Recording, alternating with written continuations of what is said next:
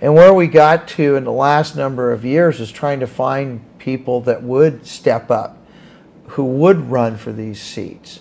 But we're at a time, it's like a lot of people just want to guarantee, hey, if I run for this, you're going to take care of me, you're going to give me all the money, you're going to do everything. And I think we've lost sight of what it is to be a servant in this endeavor. And I was trying to find candidates for this seat to run.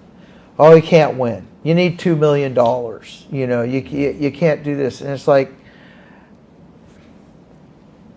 that was a real big push with a number of the people that I know as we were looking at it. I started out running for Congress.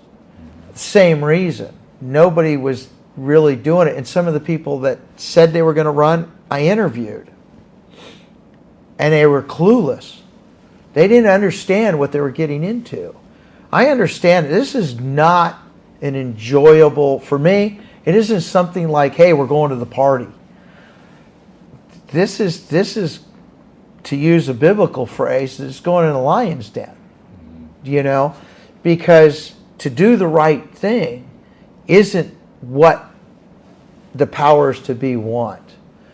And I see that where we are right now is the challenges of finding candidates to run who I think are up there, and not just me, but a whole lot of others.